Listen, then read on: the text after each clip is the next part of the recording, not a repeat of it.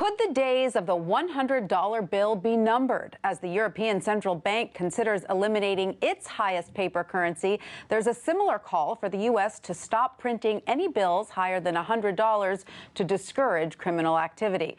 John Carney and Joshua Zumbrin report on this for the Wall Street Journal, and Joshua Zumbrin joins us now from D.C. to discuss.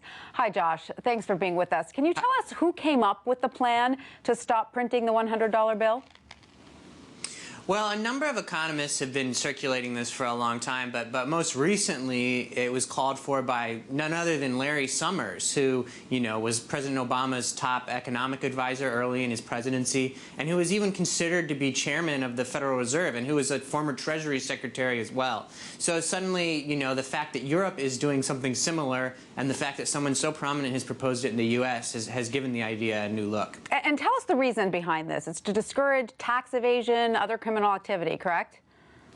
There's three reasons. One is to discourage criminal activity. Who uses $100 bills in day-to-day life? A lot of it's maybe people who are doing things illegal, suitcases full of $100 bills. Another reason is tax evasion. Using cash is an easy way to avoid having to report all your taxes. And the third reason that this is gaining new currency is that Europe and Japan are trying to implement negative interest rates. So what's the big barrier to negative interest rates? It's the fact that if your bank told you they were going to charge you a negative 5% interest rate, you could just go take out all your money in cash. Well, if you get rid of cash, then there's nothing to stop the banking systems from implementing those negative rates. So is there any serious call to get rid of cash altogether?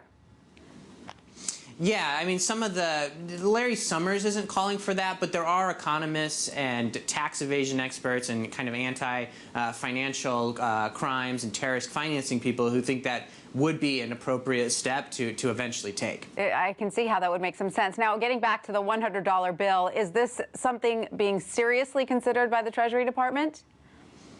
There's no signs that the Treasury is seriously considering this at the moment. But, Larry Summers is somebody who used to be in charge of the Treasury. He has the kind of background that a future president could look to.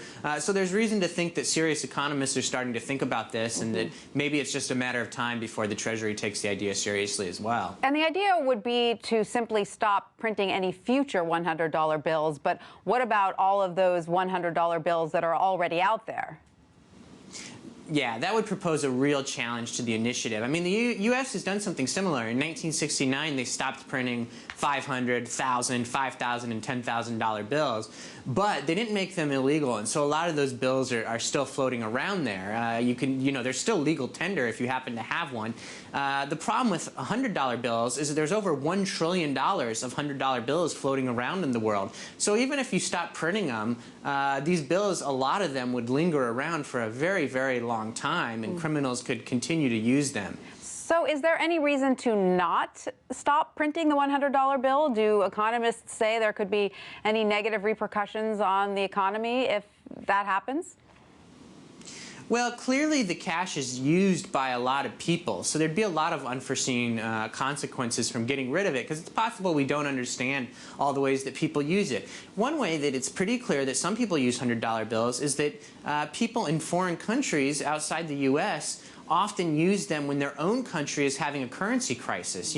When the Argentine peso is collapsing, a lot of people in Argentina will try to get their hands on $100 bills. And so it's interesting to think about, one side effect of this is that it might make a currency crisis in Argentina worse. Right. That's kind of an interesting problem to think about. So there's a lot of things like that that could be very unexpected. Another one I'll mention real quickly is that immigrants and lower income people who don't use traditional banks, maybe because they can't afford the fees or don't have the account minimums, they rely on cash a lot more heavily too. If you take cash away, then how are they going to be able to use a traditional banking system without getting clobbered by the fees? All good points. You've certainly given us lots of food for thought, Joshua. Thank you so much for that.